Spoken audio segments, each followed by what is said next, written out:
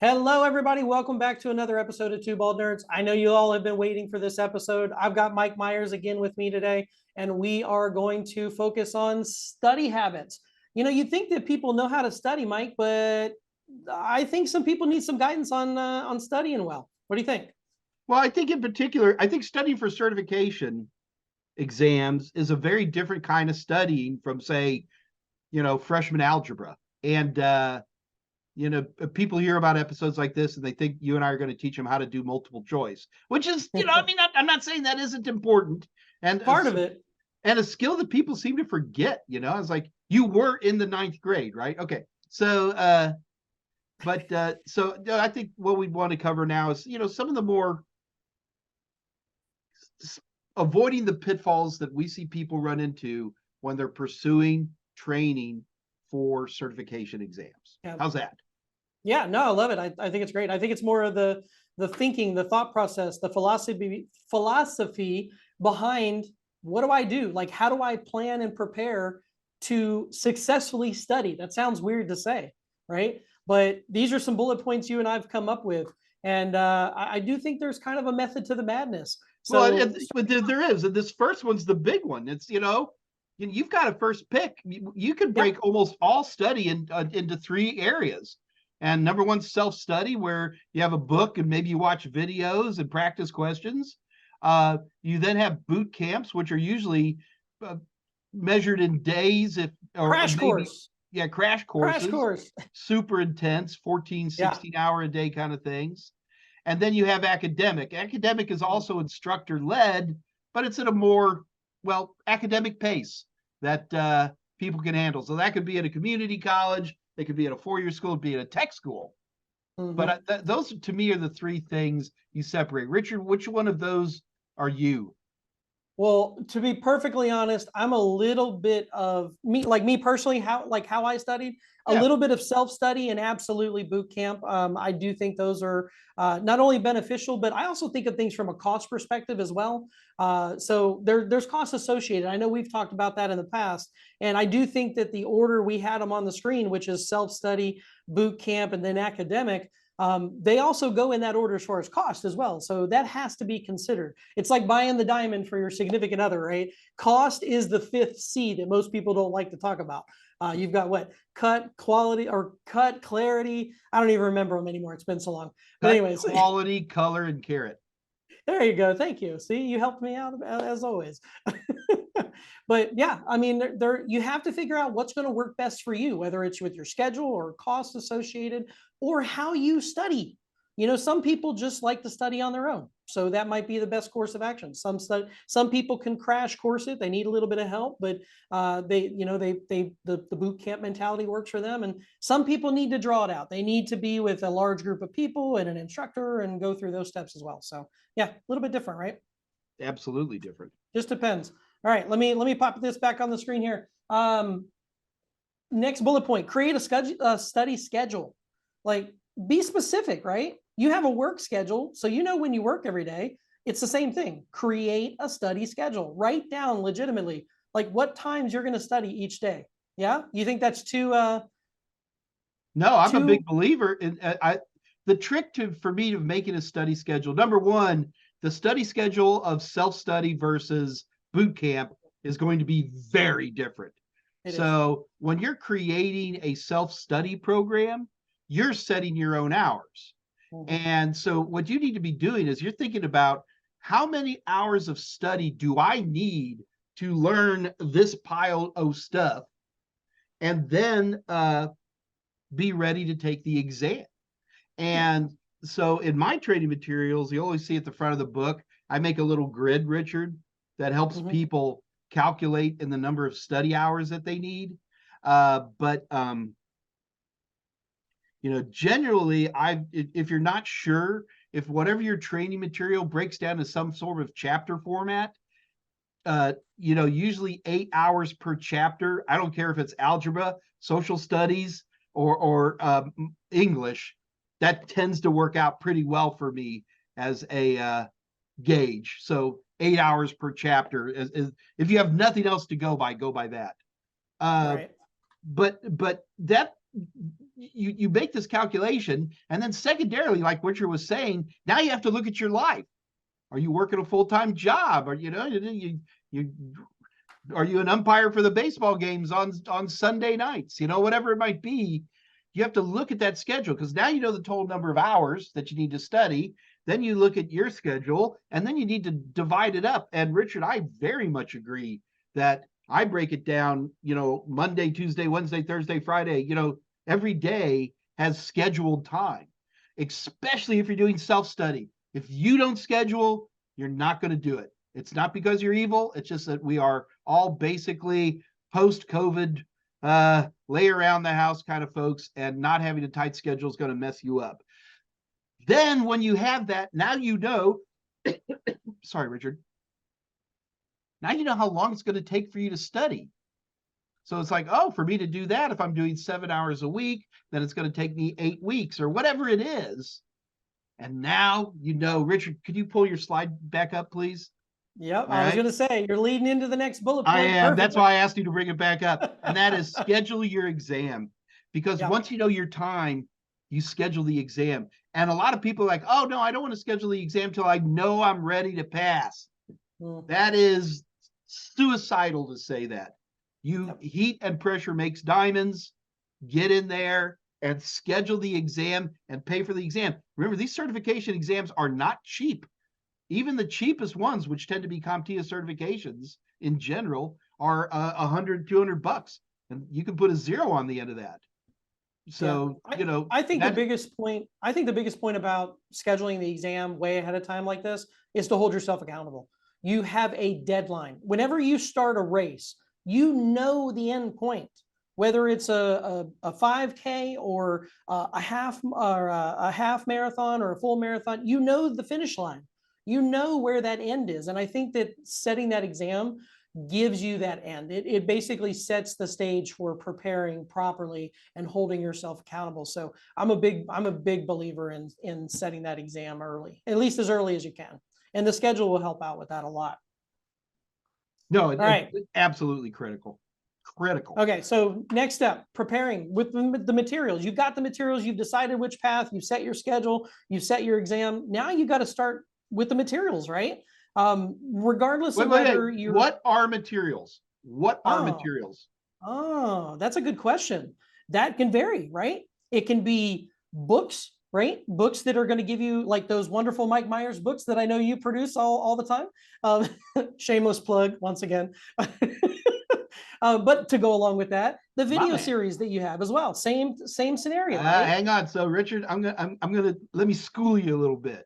Oh boy, here we go. So for me, when we talk about materials, it's so important that you bring this up. It's critical. Yeah. But to me, when I look at materials, I think of 3 things. I think of instruction, which is either going to be a fine trainer like yourself or a video. And then I think about reference, which is invariably going to be books more than anything else, but it can also be web pages, stuff like that. And then number 3, I think about testing yourself. So to me, when I think of materials, that's how I break it up, is into those 3 groups. Everybody's going to need instruction. Yeah. Right. And your argument could be, and I've made this argument myself, is that, well, Mike, a book could be instruction, right? If you're self-studying, absolutely, 100%. Some of the boot camps I've been to, that was the only good information you got was out of the Well, I definitely think we're a lot different than that, for sure. I know that CyberNow Labs uses the moniker boot camp, but I'm sorry, a course that takes months is not a boot camp. I know that this is Omar and Hassan, this is their in-house term, but to me, I think we transcend that dramatically. Well, it's funny, we referred to our program as the unboot camp. And I thought that was a great way to look at it. I thought that was a great way to look at it, because you're right. It's not a crash course 5-day boot camp. That's what a normal boot camp consists of, is 5 days of long 12-hour days of them literally cramming the material down your throat. And it's like you're drinking from a fire hose, seriously. And then the goal is to go and take the exam at the end of that. And that's not always an easy thing to do. So it's a because tough the one. exam at the end of the CyberNow Labs course is called job. There is no final exam for CyberNow Labs, folks. Your final job is to get work. I mean, that is very true. All there is to it. Well, one final thing I'll mention about the materials. I think it's so vital, specifically in the boot camp and in the academic pathway. You've got to preview the material. You're not going to understand everything that you read, but you're going to understand a lot of it. It's at least going to give you a little bit of an overview before you then work with those instructors who are going to not only go through that material again, but they're also going to give you real world experience. They're going to give you the context, and that's really going to help you understand it, I think, a lot better. So previewing the material ahead of time is another vital component of that as well too. I think that wraps that bullet point up. Let's see. Let me share my screen here. We'll go to the next bullet point. Dun, dun, dun. When you're previewing, also it gives you the opportunity to find out what you don't know. So then you know what you don't know, and those are questions you can bring to those sessions as well too. So important there. I think once you learn in the session with the instructor, I think it's important that you then review again afterwards, just to make sure you're not missing anything. So I think reviewing afterwards is kind of the next logical step, right? Mm-hmm. All right, that's an easy one. Let's go to the next one. So practice repetition. So it's one thing to preview it, hear it from an instructor, and then review it afterwards. But that's a one-time thing. You know, there's monikers out there or statements out there about habits and really burning knowledge into your brain and really understanding things. Practice and repetition is what does that. So I think reading it again, going through it on a review basis, doing flashcards, whatever you need to do to be able to continue to review that is really going to build that knowledge as well too. What are your thoughts on that? Well, obviously repetition is always going to be critical, right? And I mean, that is what practice is repeating a process to become good at it. But I want to concentrate on the idea of repetition. The danger to repetition is your training materials. And as a creator of training materials, you've got to be careful. Like if I'm writing practice questions, as much as I hate to do it, there is a voice to practice questions. Just like I can sit here and tell you it's an Ernest Hemingway novel in about one sentence, because he has a voice that makes him distinctly Hemingway. And people who are studying for certifications get in trouble, especially when they use a single source for practice, because they get real repetitive and they go over, oh, that type of question, the answer is B. And it's like, no. Read the question. Understand that just because a question looks like a question that you saw once on a practice test doesn't necessarily mean it's the same one. And you will miss subtle things that get people in big trouble with certification. So don't be afraid to look towards multiple sources. I'm literally tell people to buy from my competitors, because buy from me first, right? With my practice questions, but then but get something just so you don't get locked into a voice. By the way, I think that was shameless plug number 2 or 3. That's a gift. I'm losing count now. That's a gift. So. I can't help it. No, I agree with you. I think that the practice is huge and very beneficial. Context is big. Practice and repetition does kind of give you a little bit of a quasi memorization to a certain degree, like, right? But also context is important there as well too, and making sure that you're adding context. And the next bullet points actually I think can be very beneficial for adding the context. Not everybody has the same understanding. So collaborating with others can be huge, because other individuals you study with can bring other thought processes to the table and give you a better understanding of something. So I think it's important to collaborate and study with others. And then the last one is immerse yourself. Learn whatever you can about the topic. Don't just read, like you said, the one source.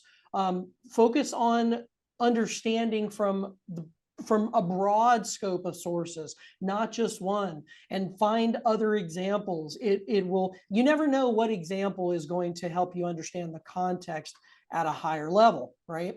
Sure. And that's why we learn differently. Some learn audible by hearing, some learn by reading, some learn by doing, seeing and doing. So there's different mentalities and different ways to learn. It's kind of the same way with the context and the examples that you can get. So I think that's an important point as well. Hands-on activities. We could probably talk about hands-on activities and projects forever, but especially in the cybersecurity world, hands-on experience in projects is a difference maker. And we've talked about that before in the past. How would you recommend individuals do hands-on if they're self-studying? I'm asking that one specific just because I think in that case, it's a little bit more difficult to do the hands-on.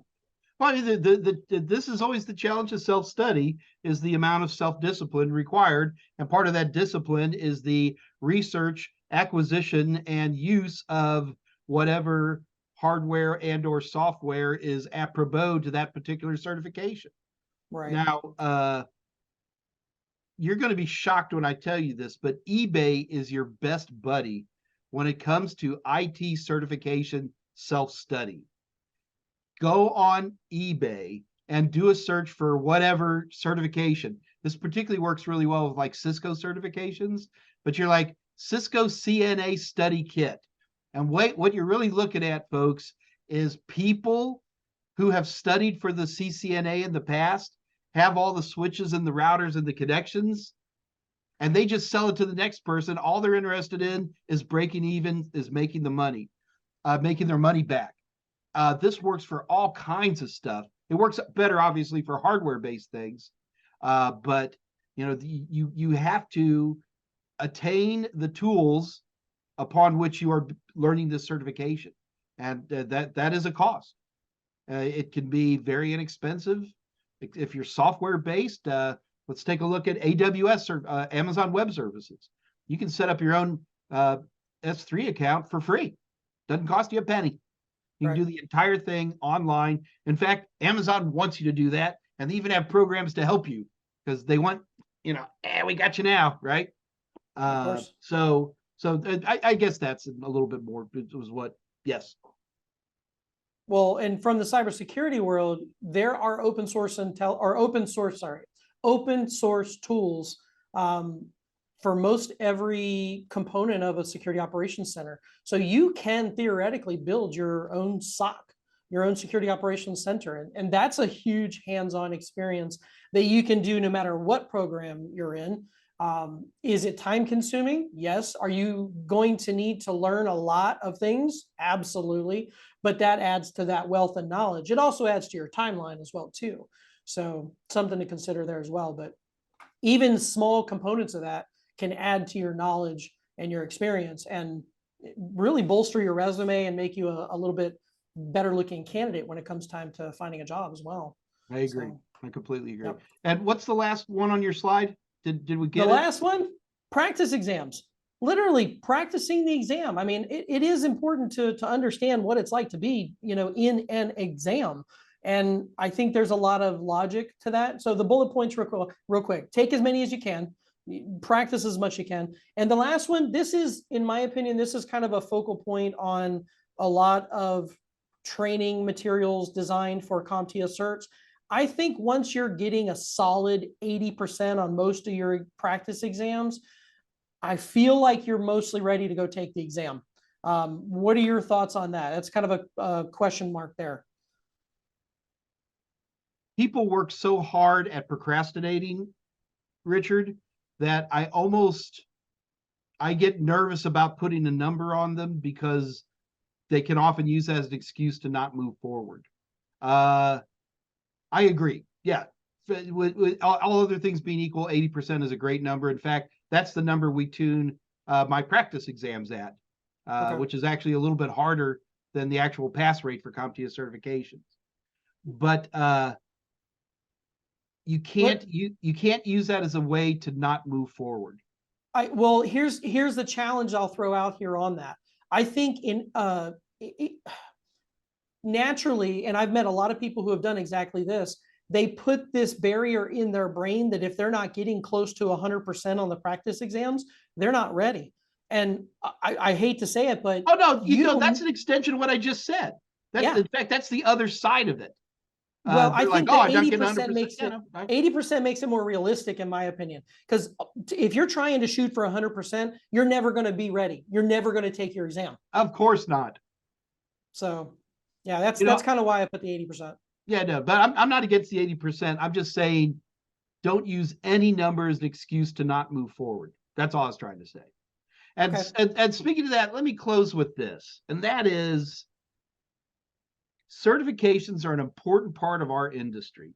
It's not the end all, it's not a job guarantee, but it is an assumed process that we go through in the world of IT. Heck, not just in the world of IT, in lots of different industries, healthcare, automotive. But you know, we're IT nerds, so we're going to stick with that. Yeah. You have to do this. You're not you don't look at this as an option. You jump through, you get just enough certifications to get a job. Do you understand? And Yep. once you get your job, you're going to continue to work on certifications, but it will become a nights and weekends endeavor. But the most important thing I can tell you, more than any other piece of advice that we've given you, is start today. Begin the process of studying for your certification. And while you're at it, come check us out over at CyberNow Labs. We have an amazing program that helps people get into, give us 20 weeks and we'll give you a 6-figure income. And you know, that is an absolutely amazing program. Come check us out at we're CyberNow Labs. Till then, this is Mike Meyers and Richard Chapman, Two Bald Nerds, and we will see you guys on the next one. If you like Two Bald Nerds, check out our entire playlist right here. It's a lot of fun. We'll see you there.